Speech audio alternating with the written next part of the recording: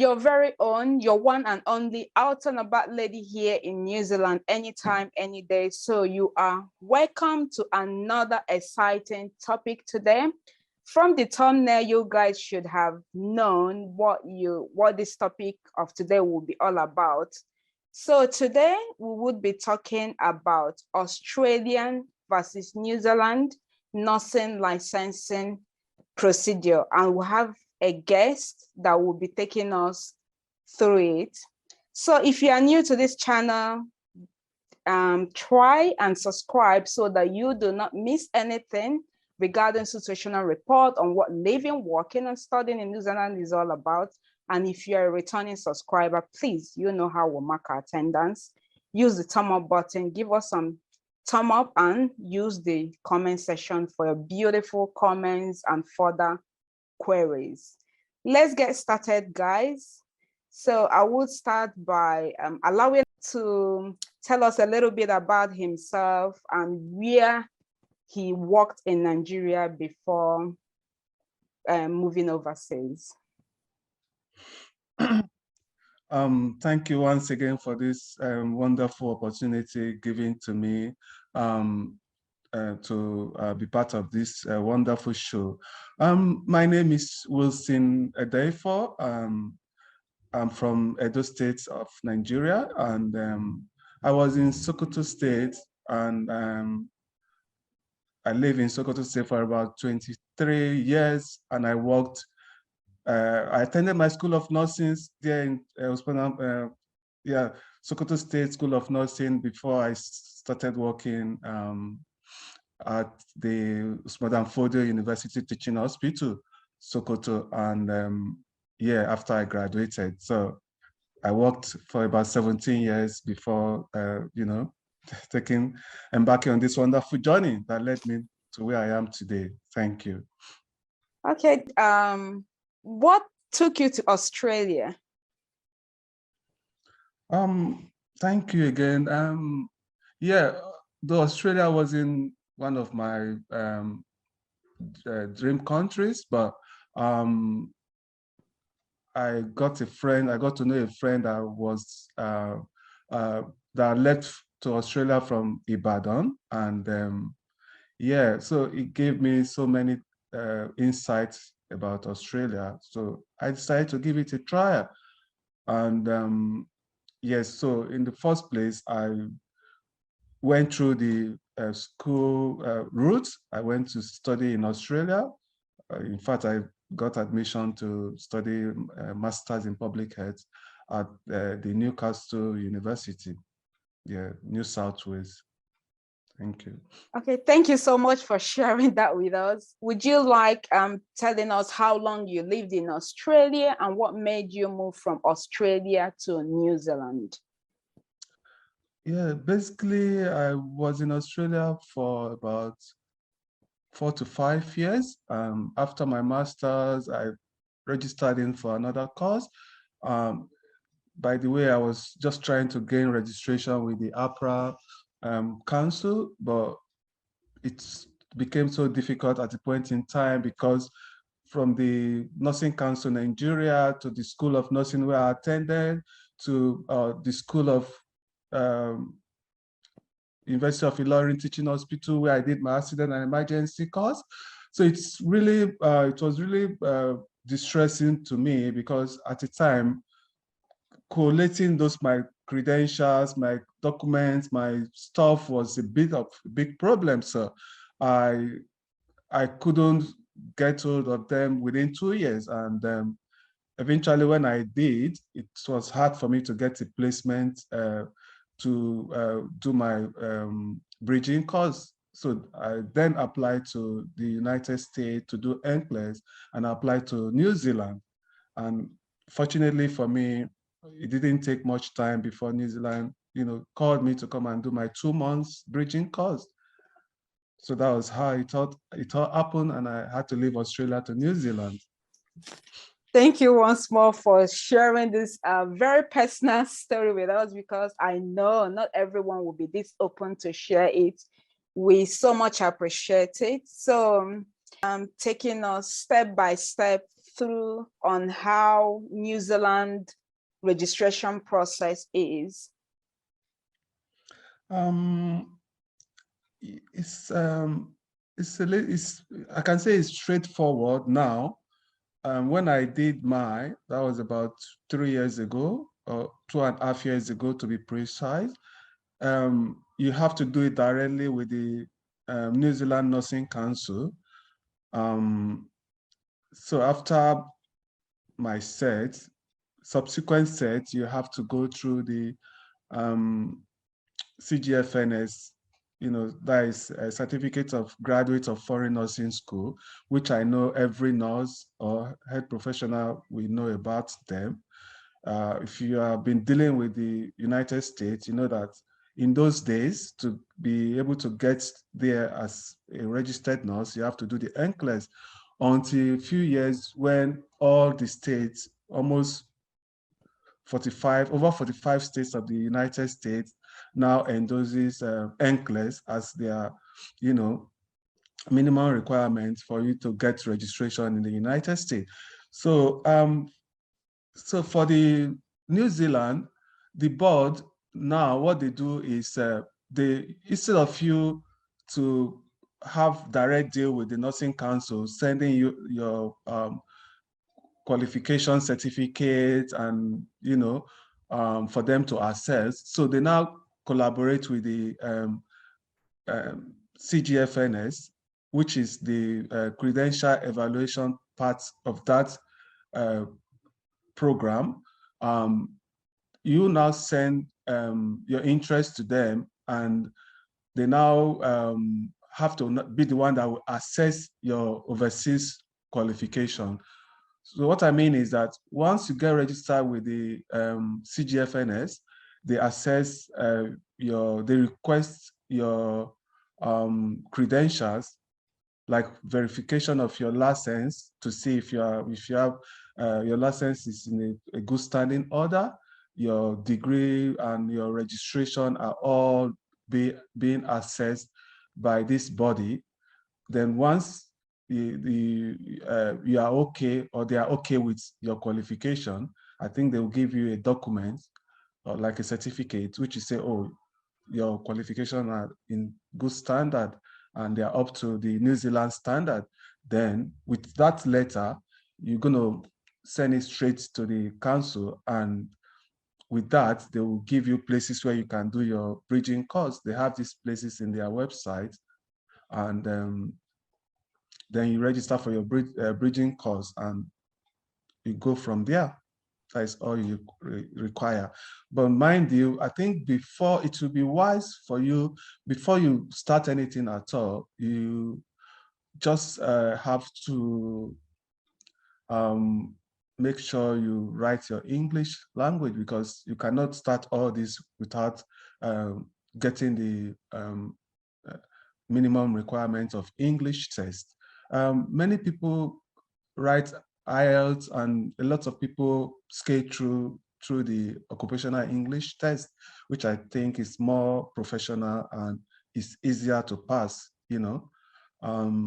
and luckily for everyone that will be watching this video, just on the 19th of August, I think they've a little bit reduced the standard of, that is the writing part of the English test, which is a good news for, because I think the United States, the UK has reduced their reading part of the test to 6.7 or 300 in OET. So just 19th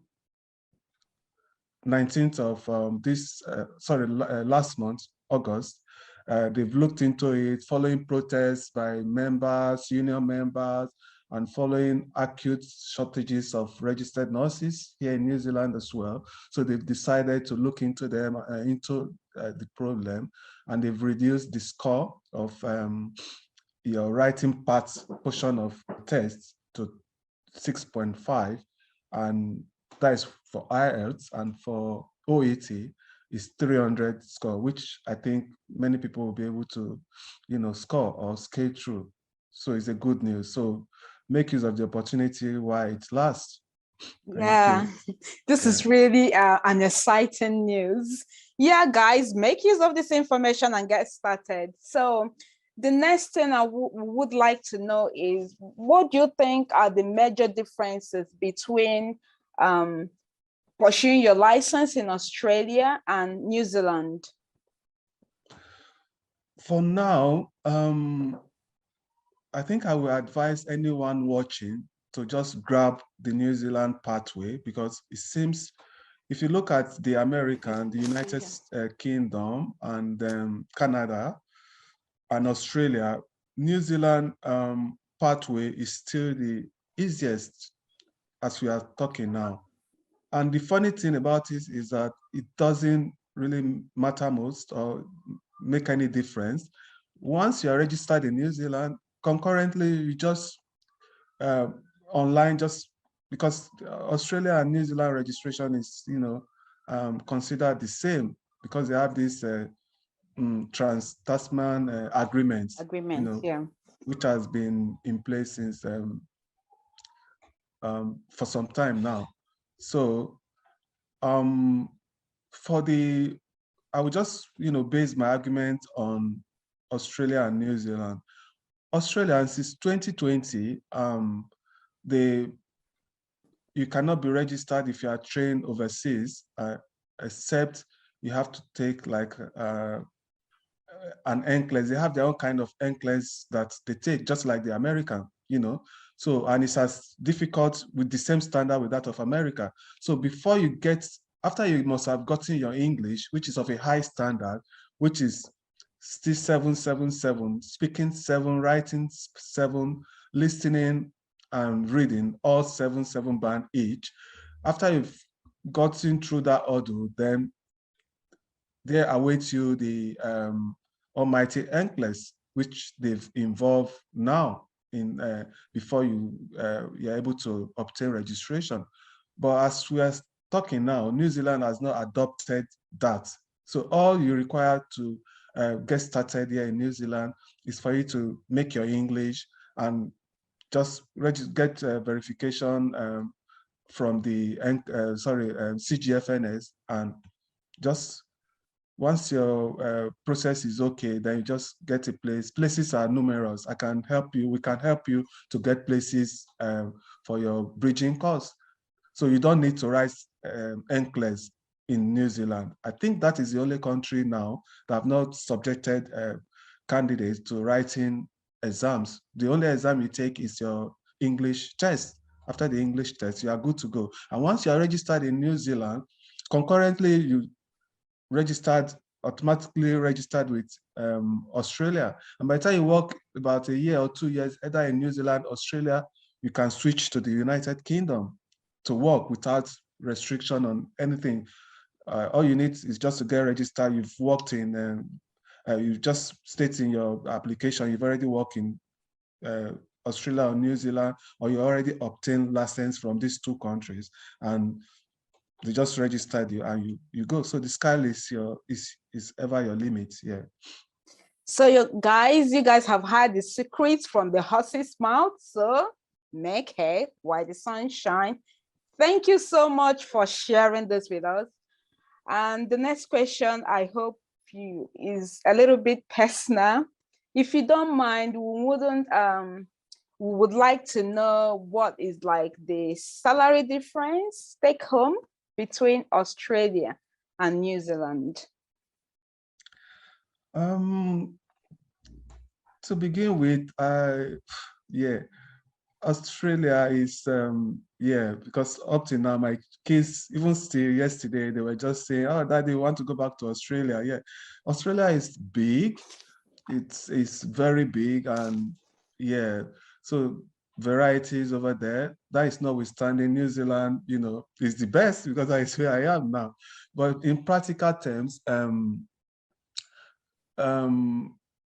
things are a bit cheaper in Australia. Like the living standard is affordable. It depends on individual anyway, the kind of lifestyle you choose to live. So it's not really a one-way traffic. So it depends on the life you choose to live. So if we talk about the remuneration, for Australia, there are benefits attached to your package, a lot of packages.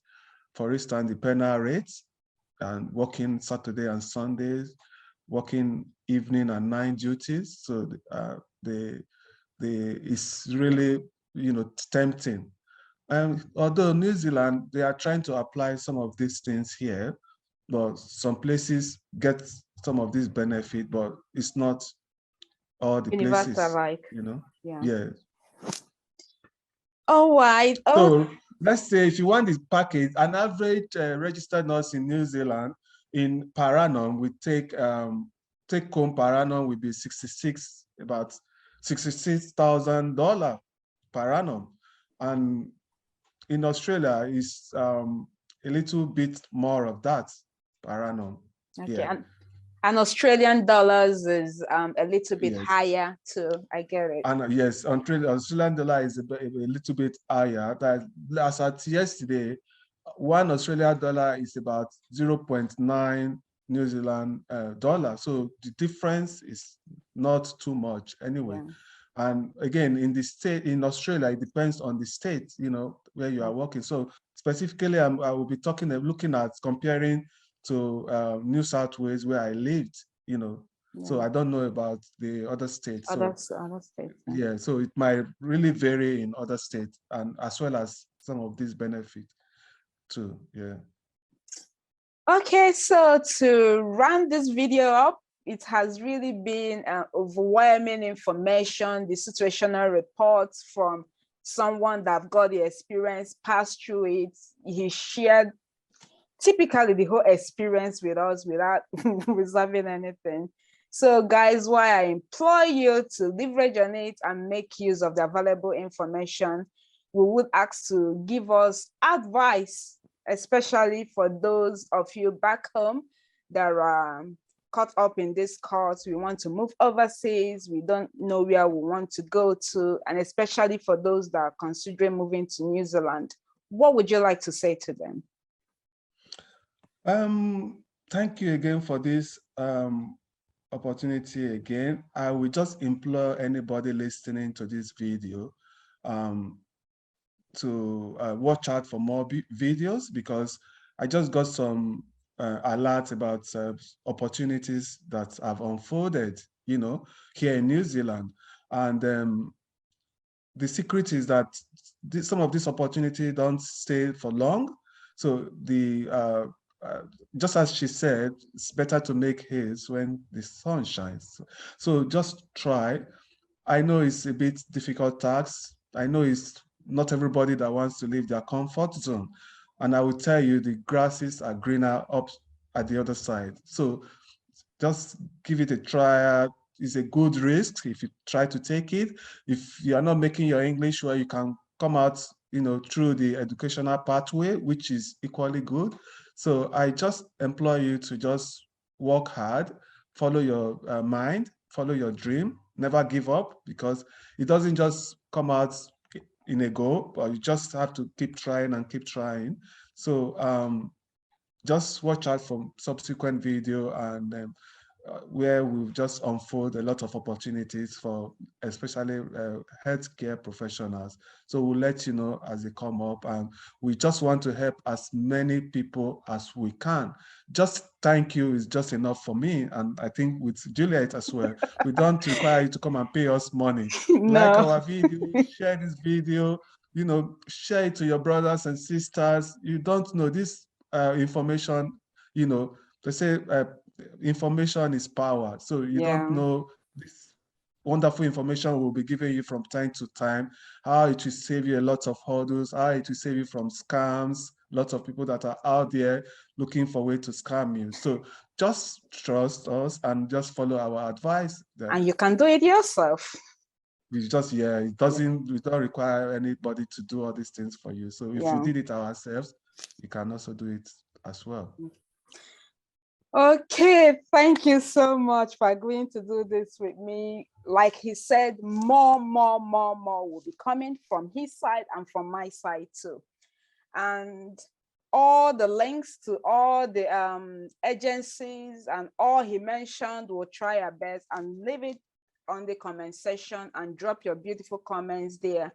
And I will try as much as I can to always drag him out whenever he's off to come and attend to them. Thank you so much, guys, for watching this to the very end, and catch you guys next time.